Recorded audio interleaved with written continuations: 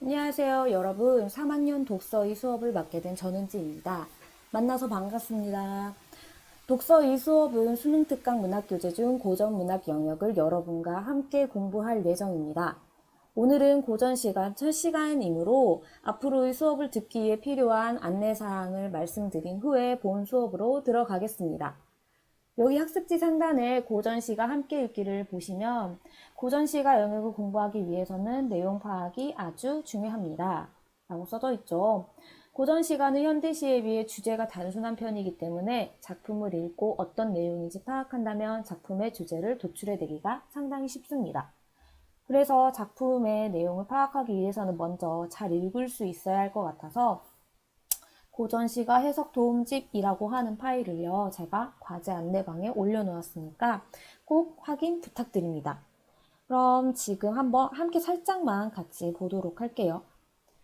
파일은 이런 식으로 선생님이 어떤 문제집의 한 부분을 스캔을 해왔어요. 작년에 쓰던 문제집이라 출처가 사실은 명확하지 않은데 혹시 이 문제집을 알고 계신 학생이 있다면 꼭 선생님께 알려주시기 바랍니다. 자, 그러면 한번 보도록 할게요. 고전 시가는 아무래도 중세 시기에 쓰여졌던 것이기 때문에 이렇게 지금과는 달리 이어적기로 표기를 했어요. 그래서 우리가 보기에는 지금과 쓰임이 다르기 때문에 너무 낯설게 느끼겠지만 사실은 입으로 중얼중얼 소리만 내어서 읽어본다면은 그냥 지금과 똑같은 말인데 그냥 조금 다르게만 쓰였구나 라는 걸 알 수 있어서 어렵지 않게 느끼실 겁니다. 그 다음에 이제 또 하나 우리가 어렵다고 느끼는 거는 아마 이런 부분이겠죠. 지금은 있는 음운 변동의 규칙이 그 당시에는 없었기 때문에 이렇게 디귿, 티읕이 이나 혹은 야, 요, 요, 유와 모였을 때 지읒, 치읓으로 바뀌어서 표기가 되고 읽어진다는 것을 그냥 아직은 그대로 이렇게 그냥 그대로 쓰기 때문에 너무나 어렵게 느껴진다는 거죠. 오늘은 이런 특히 국외음악 같은 경우에는 정석가에 자주 등장하기 때문에 한번 좀 읽어보고 가면 좋을 것 같아요. 나머지 장들은 이제 뭔가 자주 쓰이는 단어들 이런 식으로 고전 시가 작품 같은 경우에는 특히나 자연에 파묻혀 사는 이런 즐거움을 나타낸 작품들이 많잖아요. 특히나 그러면 내가 지금 살고 있는 이 자연은 되게 좋은 곳. 내가 이미 떠나왔던 속세는 난 너무 힘들게 했어. 너무 그곳의 사람들은 어지럽게 살아. 라고 하면서 안 좋게 보기 때문에 특히 이런 단어들은 상당히 상징성을 지니고 있으므로 꼭 한 번씩 읽어보면 좋겠습니다. 그러면 이제 다시 학습지로 넘어와 보도록 할게요. 간단한 과제를 하나 안내하도록 하겠습니다. 아까 제가 고전 시가를 읽을 때에는 내용 파악이 중요하다라고 했죠. 내용을 파악하기 위해서는 4가지 요소에 집중해서 읽으시면 됩니다. 여기 보면은 이렇게 내용 정리라고 써져 있는 이 부분인데요. 앞으로 제가 수업 전에 미리 학습지를 올리면 여러분들은 작품을 미리 읽으신 뒤에 여기 내용 정리의 이 4가지 요소를 하나 간단하게 써두시면 됩니다. 오늘은 제가 첫 시간이니까 정석가를 가지고 예시로 적어봤는데 상당히 간단하죠. 이것보다 더 간단하게 쓰셔도 됩니다. 지금 이 내용 정리 부분은 따로 선생님이 뭔가 제출하라고 하지 않을 거고요. 뭐 어떤 점수에 반영을 하지도 않을 거예요. 그냥 여러분들이 공부함에 있어서 자유롭게 써봤으면 좋겠어서 만들어 본 곳이니까 부담 없이 한번 써주셨으면 좋겠습니다. 이 시의 화자가 누구인가? 라고 하면 보통 시는 서정문학이라고 해서 마음을 글로 쓴 거예요. 보통 그때의 마음은 나의 마음을 말하기 때문에 화자는 거의 언제나 나죠. 그 다음에 시적 대상이 무엇인가 하면 이런 거예요. 이 시가 누구에게 쓰고 있나? 아니면 무엇에 대해 쓰고 있나? 이게 바로 시적 대상이라고 합니다. 그럼 이 사람이 얘한테 어떤 상황에 대해 말하고 있나, 무엇에 대해 말하고 있나, 어떤 상황인가, 어떤 장소인가, 시간인가 등을 따져보는 게 상황이고요. 이걸 말할 때의 그때의 마음이 바로 정서인데 더 간단해도 돼요. 그냥 되게 이때 많이 외로웠을 거야. 되게 상대방을 원망했을 거야. 되게 기뻤을 거야. 외로워서 너무 슬펐을 거야. 같이 더 간단하게 써도 상관없습니다. 그러면 이 정도까지만 안내사항을 말하고 이제 본격적인 수업으로 들어가 보도록 하겠습니다. 우리가 오늘 처음 공부할 작품은 고려가요 작품인 정석가입니다. 먼저 장르적 특징을 살짝 보도록 할게요. 지금 여러분들이 보고 있는 정석가라고 하는 작품은 장르적으로는 일단 고려가요에 이렇게 속합니다. 여러분들 학습지에는 아마 지금 이 부분들이 그냥 빈칸으로 남겨져 있을 텐데요. 이 빨간 글씨들의 답을 채워가면서 선생님의 설명을 들어주면 되겠어요. 고려가요가 무엇인가 하면은 고려시대에서 특히 평민들이 부르던 노래를 말합니다. 특히나 이런 민요적 시가라고 하는데요. 민요적이라고 하면 그 특징이 무엇인가 하면 이렇게 사람들의 입에서 구전되는 것. 그 다음에 뭔가 이런 반복되는 말들이 있으면 그걸 보통 민요적이다 라고 표현을 해요. 두 가지의 특징이 고려가요에도 지금 이렇게 잘 나와 있네요. 그러면 이렇게 사람들 사이에서 입에서 입으로 전해지던 고려가요는 나중에 우리의 문자가 창제되고 난 후에 기록이 되게 됩니다. 대체 누가 기록을 했는가 하면은 조선시대 궁중의 사람들이 서민들이 부르던 노래가 과연 어땠을까 궁금했었나 봐요. 그래서 이렇게 기록을 하려고 보니까 어머 세상에 약간 조금 저급해, 약간 조금 상스러워 라고 하면서 남녀상열지사라고 부르기도 했습니다. 그러면서 이런 거죠. 너무 이 노래를 그냥 대놓고 궁중에 부르기에는 남사스러우니까 이 부분은 조금 빼자. 아니면 이런 거죠. 넣기 전에 약간 이런 거? 새로운 왕조에 축하하는 거. 송축. 아니면은 앞으로 이 왕조가 태평성대를 이루기를 바라는 내용을 좀 넣으면 괜찮지 않을까? 이런 내용들을 뭔가 첨가하면서 살짝 뭔가 이렇게 작품의 내용을 바꿨어요. 궁중의 사람들이 보기에도 편안하도록 말이죠. 그래서 뜬금없이 작품을 보다 보면 다른 부분들과 다르게 이런 식의 내용이 첨가된 작품들이 좀 있고요. 정석가에서도 그것이 또 드러납니다. 그다음에 특이한 후렴구가 붙는다는 것도 되게 다른 고전시가 장르들에 비해서 특징적이라고 할 수 있어요. 이렇게 간단하게 고려가요를 보고 진짜로 이제 작품으로 넘어가 보도록 할게요. 여러분들 학습지 뒷면을 펴주시면 되겠습니다. 그러면 이제 본문 학습이 나와요. 항상 이제 앞으로 작품을 읽기 전에 선생님은 이런 식으로 이 작품에서 키워드라고 볼만한 것들을 이렇게 메모장에 적어 놓을 겁니다. 정석가 같은 경우에는 이미 잘 알고 있겠죠. 여기 동글뱅이에는 이 시는 불가능한 상황을 설정해서 시의 내용이 전개되고 있어. 그럼 대체 불가능한 상황이 무엇인가 하면 이런 거예요. 생명력이 없는 것들이 갑자기 이렇게 생명을 얻게 돼. 이런 상황이 벌어진다면 이라고 하면서 시가 전개가 돼요. 또 이제 그러면 나머지 일연과 유견의 내용도 나름 중요하다라고 하니까 살펴보면 되고, 고려가요인 점은 아까 보았으니까 이제 진짜 작품으로 넘어가 보겠습니다. 선생님이 이제 살짝씩 읽으면서 작품을 보도록 할게요. 딩아 돌아 당금의 개샹이다. 해석하자면 이런 거죠. 딩이요, 돌이요, 지금의 사이 띄고 이거 하나 적어볼까요? 왕이 계십니다. 그래서 나는 이와 같은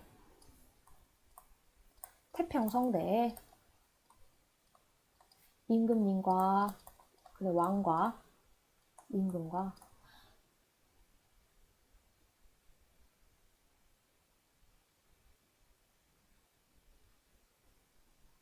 죄송해요. 논일고 싶습니다. 진짜 죄송해요. 잠시 헷갈렸어요. 아까 설명했듯이 지금 이 정석가의 일연도 보면은 뭔가 궁중에 유입된 영향 때문인지 태평성대를 기원하는 그런 내용이 들어가 있어요. 여기 옆에 자세하게 설명을 써놨으니까 보도록 할게요.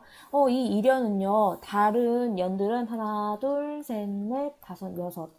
하나, 둘, 셋, 넷, 다섯, 여섯처럼 모두 다 이렇게 6행으로 이루어져 있는데 얘만 보면 어때요? 짧게 3행으로만 이루어져 있어요.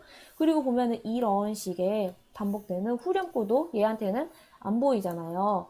그래서 지금 얘는 후렴구도 안 보입니다. 그래서 조금 이미 형식적으로도 다른 년들과 차이가 있어요. 게다가 아까 말했듯이 내용면에서도 다르기 때문에 기존에 원래는 2연부터 6연까지만 내려오던 정석가라는 노래가 아무래도 이렇게 궁중의 연희에서 불려지기 위해 가지고 뭔가 이변이 나중에 덧붙여진 것으로 추측해 볼 수가 있습니다. 그럼 이제 한번 2연으로 넘어가 보도록 할게요. 이 부분은 살짝만 조금 지우고. 2연입니다. 이제 삭삭기 새모래 별해 나만 구운 밤 닷대를 심고이다. 이런 거예요. 사각사각 가는 모래에 해석을 본 학생들도 있겠죠. 사각사각 가는 모래 벼랑에 여기서 나나는 의미가 없어요. 그냥 어떤 박자를 맞추기 위해서 그냥 남는 음을 쓴 겁니다.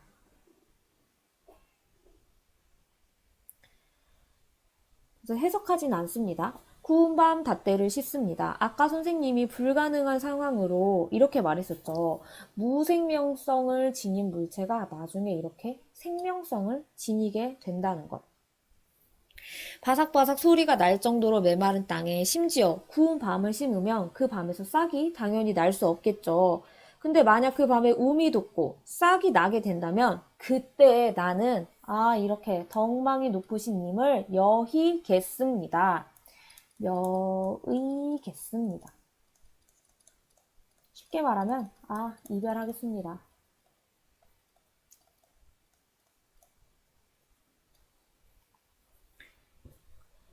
근데 정말 그런 일이 일어날까요? 당연히 아니겠죠. 그래서 여기서 말하는 그때 제가 님과 이별할게요는 결국 뭐겠어요? 나 너랑 절대로 이별 안 하겠습니다 라는 뜻이 되는 겁니다.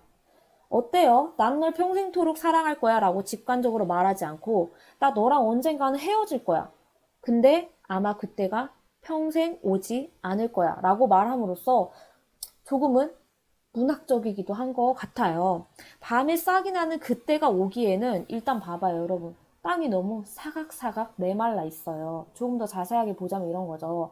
이렇게 사각사각 혹은 바삭바삭이라고 하는 청각적인 심상을 활용하여서 여기에선 절대 싹이 날 수가 없는 땅을 결국에 이런 심상은 여러분 다 생생하게 표현하기 위한 거예요. 그럼 대체 왜 생생하게 표현했을까? 이 사람은 어때요? 결국 영원히 이별하고 싶지 않은 화자의 간절한 마음, 즉 정서를 나타내고 싶어서. 그래서 지금 이렇게 사각사각, 바삭바삭이라고 하는 청각적인 심상을 사용한 거예요. 그러면 그 다음 연으로 넘어가 볼게요. 이제 3연입니다. 이번에는 세상에 옥으로 연꽃을 새겨봅니다. 옥으로 연꽃을 새겨봅니다. 그것을 바위 위에 붙여봐요. 그리고 그 꽃이 삼동, 즉 세묶음이 피우거나 아니면은 볼게요. 꽃이 세묶음이 피거나 아니면은 엄청 추운 한겨울. 엄청 추운 한겨울에 피면 그때 헤어진다는 거죠. 그러니까 이런 거예요. 일단 바위 위에다가 그러니까 일단 사면을 보도록 할게요. 옥으로 연꽃을 새깁니다. 옥으로 연꽃을 조각합니다. 정도면 될 것 같아요. 얘를 그러면 바위 위에 붙이겠습니다. 그리고 그 붙인 연꽃이 삼동 보면은 세묶음을 핀다는 거죠. 그 꽃이 세묶음이 피거나 아니면 엄청 추운 한겨울이라고도 봐요. 엄청 추운 겨울에 피면 내가 그때 님을 헤어질게요. 그러니까 이런 거예요. 일단은 옥으로 아무리 연꽃을 만들었다 해도 걔가 생명성은 없잖아요. 또 역시나 이렇게 생명성이 없는 연꽃을 하게 되면은 근데 또 모르지. 혹시 바위에 붙였던 이 애가 꽃이 필지도. 그러니까 한두 송이 피고 한두 묶음 피는 거는 인정 못해. 최소 세 묶음은 패야 돼. 그때 내가 인정할 거야. 아니면 또 이런 거야. 요즘 꽃 피기 솔직히 너무 좋지 않아요? 봄에, 여름에, 가을에. 혹시 또 몰라. 꽃 피기 좋은 계절이라 연꽃이 진짜 필지. 그러니까는 세상 한겨울에 패야 돼. 이때 피는 건 또 인정 못해. 이렇게 지금 이 시의 화자는 어때요? 굳이 콕 집어 말함으로써 불가능한 상황을 가정해서 그리고 그때가 오면 헤어질게 라고 지금 되게 계속 쿨한 척 말하고 있어요. 자, 그럼 다음 연으로 가보도록 합시다. 일단 조금 한 번만 더 지우고. 처음이라 어쩔 수 없어요. 지금 난 너무 서툴고 여러분들은 여기에 적응해줘야 돼요. 나도 언젠가 또 적응할 테니까. 자, 다시 그러면 우리 사면을 보도록 할게요. 무쇠로 옛날 군복이래요. 무쇠로 군복을 말아요. 그리고 거기에 세상에 철사로 주름을 박아요. 그래서 나중에 그 옷이 다 헐어지면 난 그때 당신을 헤어질 거예요. 우리 아까 해석 모음집에서 봤죠? 내가 너무 크게 적어버렸구나. 잠깐만 한번 볼게요. 보면 내가 아까 그랬잖아요. 국외음화가 적용되기 이전 그대로 표기가 되었다고. 그래서 그 다음에 이 치읓에 야, 여, 요, 유가 붙은 거는 다 나중에 오로 바뀌거든요. 그래서 이렇게 다 철로 보면 돼요. 밑에 철도 있죠. 이렇게 다 철로 읽으면 됩니다. 아무튼 이렇게 무쇠로 그리고 철사로 만든 그 옷이 다 헐게 되면 나는 그때 님과 이별을 할 거래요.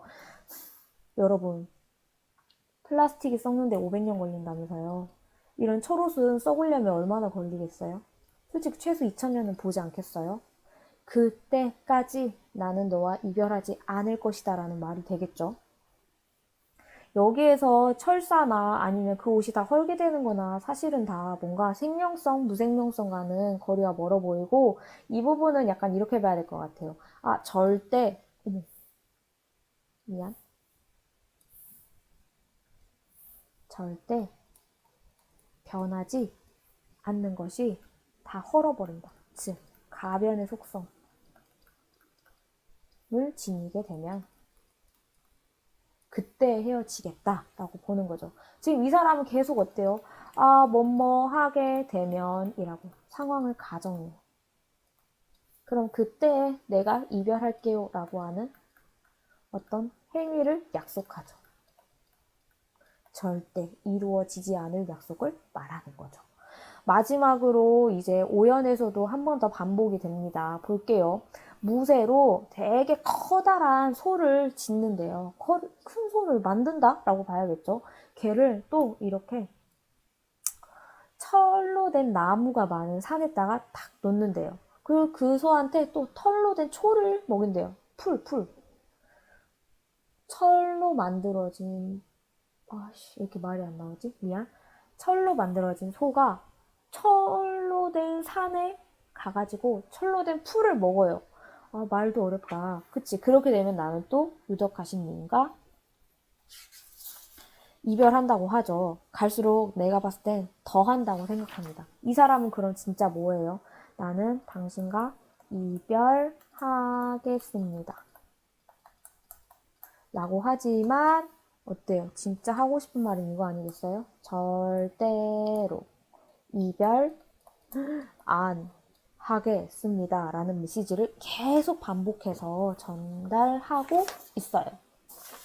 자, 그러면 이제 마지막 유견으로 가볼게요. 좀 더 한 번만 더 지우고.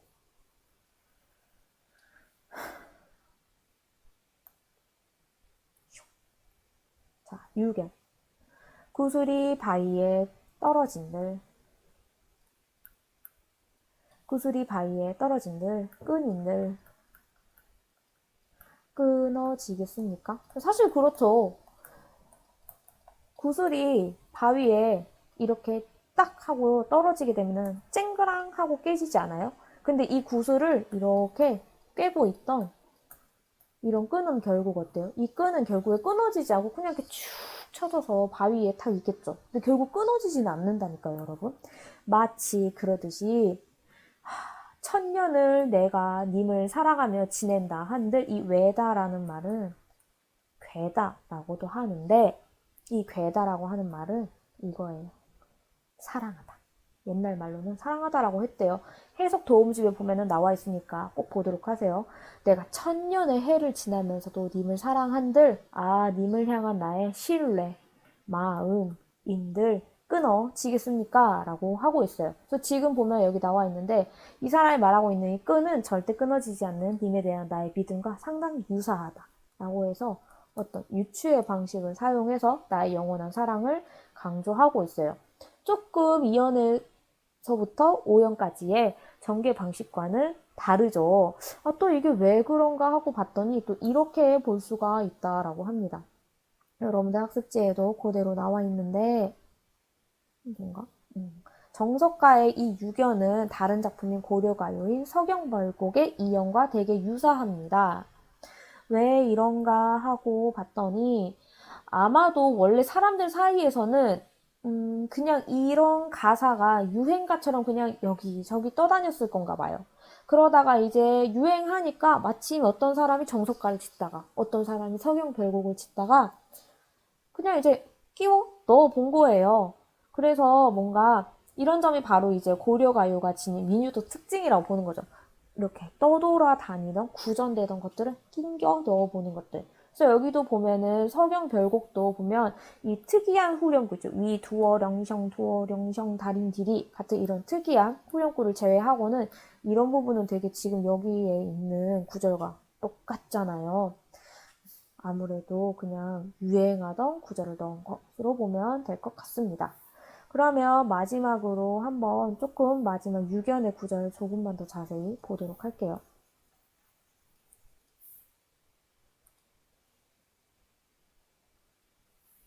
아까 그랬잖아요. 나의 이 신뢰인들 끊어지겠습니까? 여기서 끊어지겠습니까? 라고 물어보고 있어요. 물어보고 있는데 그럼 봅시다. 얘가 지금 진짜로 궁금한 거예요. 야, 내 사랑이 끊어질까 안 끊어질까? 넌 어떨 것 같아? 이게 아니죠. 궁금해서 물어본 게 아니고 진짜 하고 싶은 말은 뭐인 것 같아요? 끊어지겠습니까? 결국에는 내 사랑은 끊어지지 않습니다. 라고 말하는 거죠.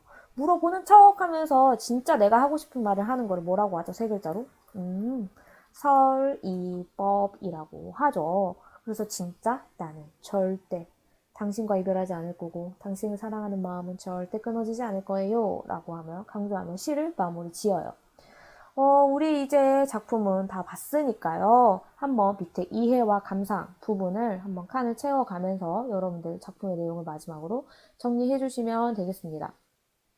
이 작품은 영원한 사랑을 꿈꾸는 시적 화자의 애절한 정서를 우리 보면은 나는 그때 님과 이별할 거예요 라고 하는 반어법을 사용하기도 했고요. 여기 보면 역설법이라고 나와 있어요. 아까 보면 되게 불가능한 상황들을 설정을 했었죠. 이렇게 말도 안 되는 상황이 벌어지는 것들, 이런 것들도 역설법에 해당이 되거든요. 상황 자체가 말도 안 되는 애들도 역설법이라고 봅니다. 그래서 이렇게 시상을 전개해서 이렇게 인별하지 않겠다는 강한 소망과 의지를 드러내는 것이라는 점. 이 정도로만 하면 될 것 같고 밑에 빈칸들을 여러분들이 한번 채워보도록 하세요. 각각의 내용들을 정리해보면서 진짜로는 아까 말했듯이 이별하지 않겠다라고 하는 점. 이제 작품을 다 보았으니 한번 그 다음 쪽에 보면은 선생님이 이 정석가가 출제됐던 그런 기출문제들을 가져와 봤어요. 여기 있는 애들은 아마 1학년이랑 3학년 모의고사 기출들에서 선생님들이 가지고 온 거거든요. 보면은 이런 점들이 조금 특이하다고 볼 수가 있어요. 고려시대에는 민간의 노래 가운데 풍속을 교화하는 데 적합하다고 여겨지는 노래를 궁중의 악곡으로 편입시켰다. 궁중의 노래로 편입을 시켰대요. 사랑 노래가 많았는데 이거를 이렇게 본다는 거죠. 남녀 간의 사랑을 군신 간의 충의로 그 의미를 확장하여 수용할 수가 있었기 때문이다. 그러면 이렇게 남녀 간의 사랑을 뭔가 사실은 임금과 신하자는 못 쓰니까 신하의 사랑으로 약간 이렇게 빗대어서 표현한 걸 6글자로 뭐라 하는지 알아요, 여러분? 여러분들 학습지에 첫 번째 장에 나와 있는데 살짝 보도록 합시다. 이런 것들을 뭐라고 하느냐 하면 이렇게 말하죠. 이미 잘 알고 있겠지만 충신연주지사라고 하죠. 충성스러운 신하가 임금을 연모하면서 쓴 글이라 뜻이거든요. 그래서 보면은 임금을 향한 변치 않은 충정과 절개를 연군가라고도 한다라고 하죠. 되게 많은데 난 조선시대에만 많은 줄 알았더니 고려시대부터 해도 이걸 끌어다가 써가지고 하고 있네요. 충신연주지사를 지은 작가 중에 제일 유명한 사람이 정철이라는 사람이 있어요. 혹시 사미인곡이나 송미인곡 들어봤나요? 얼마 전에 모의고사에도 나왔던 걸로 아는데 이 정철원 씨가 지은 짧은 시조 하나 보면서 이런 것들이 충신연주지사구나 라고 한번 우리가 생각해 봅시다.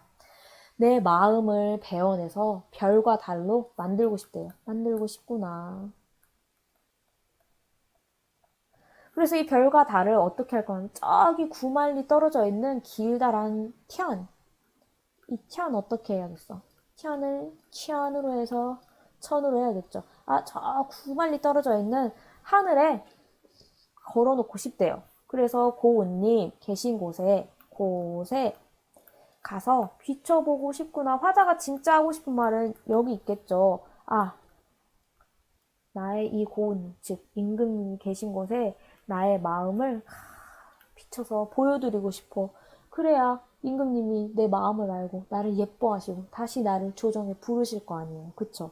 이런 것들 마치 어떤 이런 말 하면 그렇지만 여인이 남성에게 사랑을 고백하듯이 말하지만 사실은 이게 어때요? 신하가 임금님에게 자신의 충성을 고백하는 것으로 바꾸어 표현한 이런 것들을 바로 충신연주지사라고 합니다. 그래서 지금 이 정석가도 사실은 그렇게 볼 수가 있다라고 해요. 이런 점을 참고로 하면서 이제 문제는 각각 풀어보도록 하고요. 꼭 정석가가 아니어도 이런 작품도 있어요. 한번 선생님이 작품의 일부분이 정석가랑 시상 전개가 유사해가지고 가져와 본 거거든요. 작년 2019년 11월 고1 모의고사에 나온 작품입니다. 황계사라고 하는데 한번 같이 읽어보고 문제는 여러분들이 각자 풀어보도록 하세요. 1조 낭군님 이별 후에 소식조차 돈절하야. 낭군님에 대한 거야. 이게 바로 시적 대상이죠. 근데 낭군님이랑 뭐 했대? 이별했대. 이게 벌써 그러면 어때요? 시적 상황 아니야?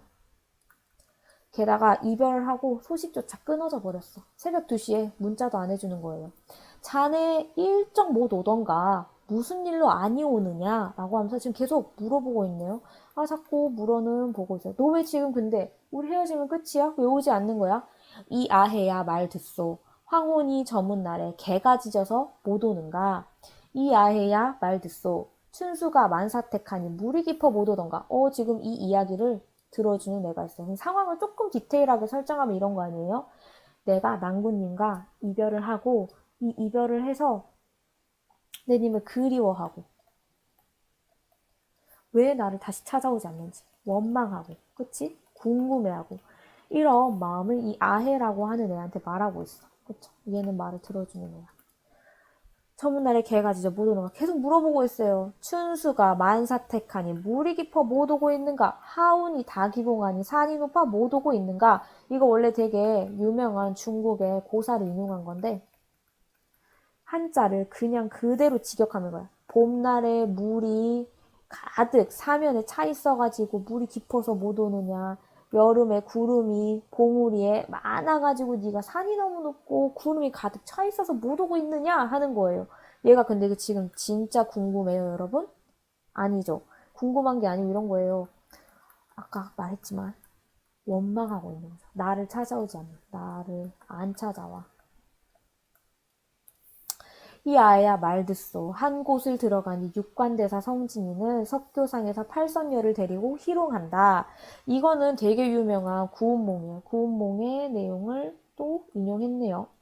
구운몽이라고 하는 소설 알아요, 여러분?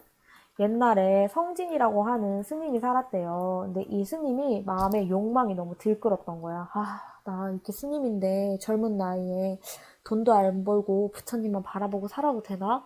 그래서 남자로 태어나서 조금 결혼도 해봐야 되지 않나? 이런 욕망이 들끓고 있는 와중에 잠이 들었어. 꿈에서 근데 어떤 이런 돌다리가 있었대요. 여기가 어디지? 하고 봤더니 돌다리 위에 어머 팔선녀가 있었대. 이리 오세요. 이쪽으로 오세요. 하니까 또 그쪽으로 간 거야. 가가지고 이런 거죠. 우리 놀다 가요. 놀다 가요. 하니까 그럼 그래 볼까? 이러면서 그 팔선녀한테 막 꽃도 따다주고 이렇게 막 시를 지어가지고 노래를 불러주고 이러면서 막 즐겁게 놀고 해가지고 간단하게 말하자면 이런 거예요. 팔선녀를 그래서 다 꼬십니다. 그래서 다 같이 결혼을 하고 나라에 전쟁이 들어가지고 공을 세워가지고 막 유명한 장군이 되고 이래서 막 돈도 많이 벌고 막 자식도 낳고 이런 거예요. 이렇게 꿈에서 오랜 세월이 지나고 나서 어느 날 다시 탁 깬 거지. 탁 깨고 나니까 다시 나 성진이라고 하는 스님으로 돌아오니까 이런 욕망을 추구하는 것들은 다 헛된 것이다. 라는 그런 어떤 불교적 깨달음을 얻었다라고 하는 되게 유명한 소설이에요. 이야기가 길어졌는데 이런 소설의 내용을 가져와가지고 어디를 보니까 저 성진이는 팔선녀를 데리고 희롱을 하는데 너도 혹시 그렇게 팔선녀 만나느라 지금 나한테 안 찾아오고 있는 거니? 라고 물어보는 거죠. 지 여자 좋으시고 좋나 봐요. 약간 조금 자조적 표현이 아닐까 싶기도 하지만 여기 빨간 박스 부분이 중요합니다. 볼게요. 병풍에 그린 황계 수탉이 두 나래를 둥덩 치고 두 날개를 치고 짧은 목을 길게 빼가지고 꽃기요 하고 온대요. 그럼 너 그때 올래? 라고 물어보고 있어요. 지금 계속 물어보면서 어때요? 너 왜 안 오고 있어? 너 진짜 언제 올 거야? 하고 있는 거죠. 차안에 그래서 어찌 그리해서 아니 오는가 하는 거예요. 그럼 우리 하나 볼게요. 뭔가 불가능한 상황, 이렇게 그림 속에 있는 이 그림인 스탁이 튀어나와가지고 목을 빼고 우는 이런 불가능한 상황인 거는 똑같아. 불가능한 상황을 설정해서 너 그때 올래? 라고 물어보는 건 똑같은데 태도는 조금 다르지 않아요? 아까 나는 님과 절대 이별하지 않을 거예요. 너무나도 사랑하는 마음. 그쵸? 그런 약간 이별을 하지 않을 거라고 다짐하는 그런 태도라면 여기에서는 어때요? 너 왜 안 오고 있어? 너 우리 사랑 이제 다 끝난 거야? 우리 그렇게 행복했었는데? 어떻게 이렇게 사람이 한순간에 돌아설 수가 있어? 나 지금 여기 이렇게 기다리고 있는데? 이런 식으로 원망하는 마음이 되게 많이 들어가 있다는 점. 둘이 약간 차이점이 있는 건 알겠죠? 시상을 전개하는 건 비슷한데 태도가 다르다. 이게 지금 차이점이라고. 이제 밑에 조금만 그러면 보도록 할게요. 그럼 너는 죽어서 엄청 큰 강, 중국에 있는 큰 강이 되고 나는 죽어서 엄청 큰 배가 되어가지고 우리 밤이나 낮이나 밤이나 바람 불고 물결 치는 대로 둥덩실 떠서 놀자라고 하는 거예요. 사실 그러면 여러분 지금 이 사람이 너 왜 이렇게 안 와? 그리워하고 있는데 왜 이렇게 안 와? 이래서 안 오는 거야? 라고 하는 건 진짜 하고 싶은 말이 아니죠. 사실 진짜 이 사람이 하고 싶은 말은 이거 아니겠어요? 좀 핑크색으로 해볼까요? 너랑 나랑 다시 우리 만나가지고 둥덩실 떠서 놀자라고 하는 말이 진짜 이 사람이 하고 싶은 말이겠죠. 저 달아 보고 있니? 임 계신데 밝은 빛을 빌려서 나도 볼래. 지금 이 달은 약간 이런 CCTV의 역할 아니면 블랙박스의 역할 아닐까? 님 계신 곳에 나 대신 가서 되게 비춰주고 있어요. 나도 볼래. 사실 이 보고 싶다는 말도 이 사람이 진짜로 하고 싶은 말 아닐까요? 나 진짜 보고 싶어. 그래서 너 다시 만나고 싶어. 난 널 기다리고 있어. 라는 말이죠. 가을에 달이 밝게 떠 있으니 너 설마 지금 근데 달이 밝아서 못 오고 있니? 또 약간 이런 거야. 다시 널 그리워하고 있어 하다 보니까 다시 너무 화가 나. 너 그래서 왜 못 오고 있는 건데? 이렇게. 어디를 가고서 너 아니 오고 있니? 지 여자 좋으시고 라고 하면서 작품이 끝이 납니다.